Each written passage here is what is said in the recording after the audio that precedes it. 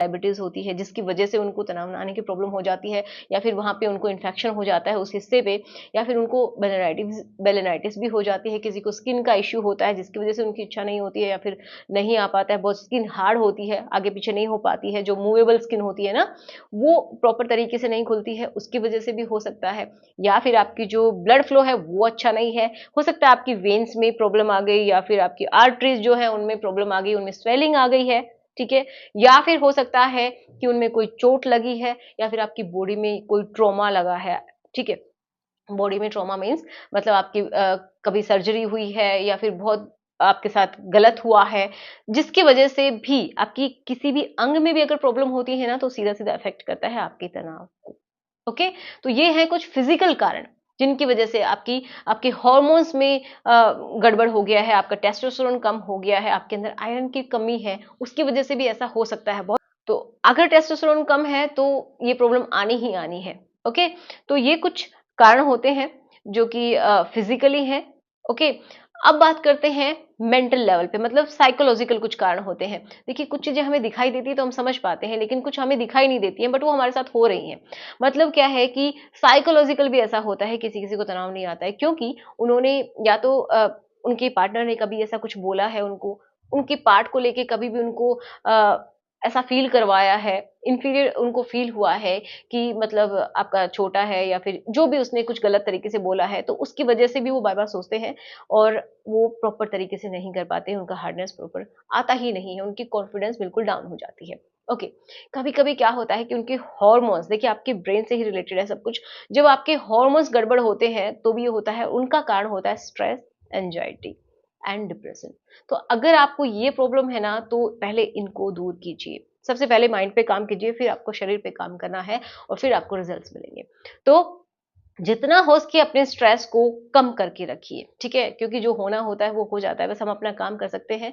तो जितना हो सके स्ट्रेस मैनेजमेंट बहुत इंपॉर्टेंट है, बहुत ज़्यादा स्ट्रेस नहीं लेना है क्योंकि इससे हमारी बॉडी में भी ऑक्सीडेटिव स्ट्रेस बढ़ता है, मतलब फ्री रेडिकल्स बढ़ते हैं जिससे कि आपकी बॉडी के जो भी सेल्स हैं वो बहुत जल्दी बूढ़ी होने लगती हैं, तो वो भी जो मसल्स हैं वो भी खराब होने लगती हैं, मरने लगती हैं।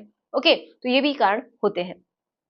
अब एक तो स्ट्रेस मैनेजमेंट करना है जिससे कि आपकी बॉडी के अंदर हैप्पी हॉर्मोन्स बन सके। जब आपकी बॉडी में हैप्पी हॉर्मोन्स बनते हैं तो स्ट्रेस कम हो जाता है, ठीक है। तो जितना हो सके खुश रहिए एंड ट्राई कीजिए कि आपका जो स्ट्रेस है उसको कम कर सके, उसको मैनेज कर सके, जिससे कि आपकी बॉडी के अंदर जो हार्मोन होता है वो सेरोटोनिन वो बनता है जो आपको बहुत अच्छा फील करवाता है, डोपामिन बनता है। ओके, जब आपको अच्छा फील होता है मतलब डोपामिन निकल रहा है, तो ऐसे हार्मोन्स को रिलीज करवाना है। वो कब होगा? जब आपका माइंड थोड़ा सा शांत रहेगा, ठीक है, शांत रहना है और आपका स्ट्रेस मैनेज करके रखना है।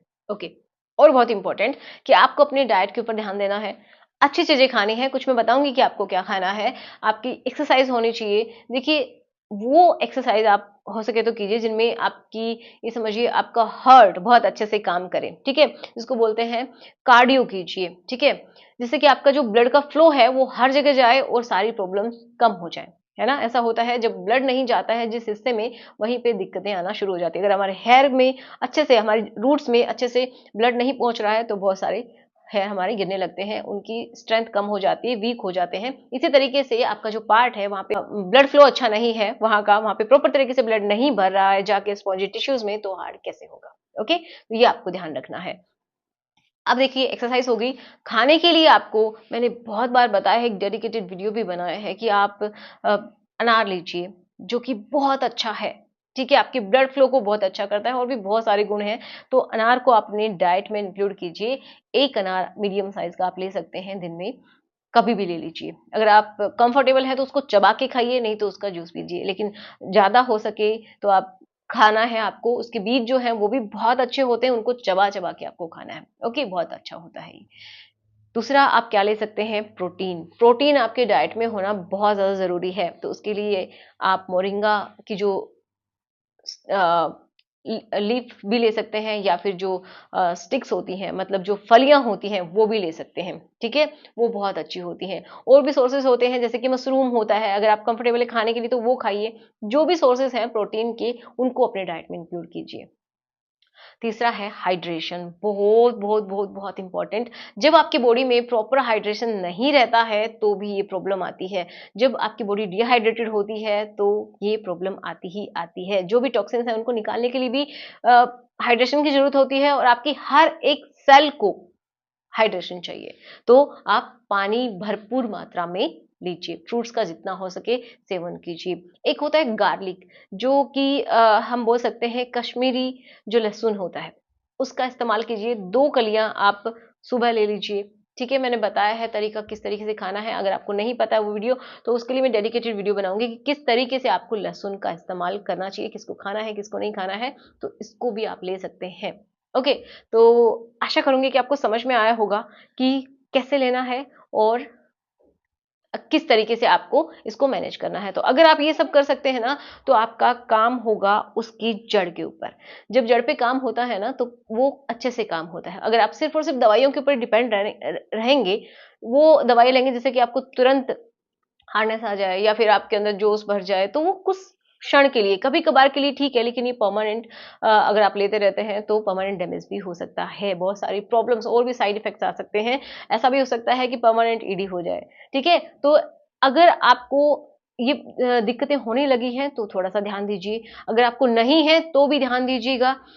और अगर आपको बहुत ज्यादा सीवियर प्रॉब्लम है तो फिर आपको डॉक्टर की हेल्प लेनी ही लेनी है, क्योंकि डॉक्टर हैं जो कि इसको कुछ हद तक रिवर्स कर सकते हैं, बट अपने आप फिर ये ठीक नहीं होगी अगर बहुत ज्यादा आपको प्रॉब्लम है तो। ठीक है, तो चलिए मिलते हैं नेक्स्ट वीडियो में। Thanks for watching, good bye.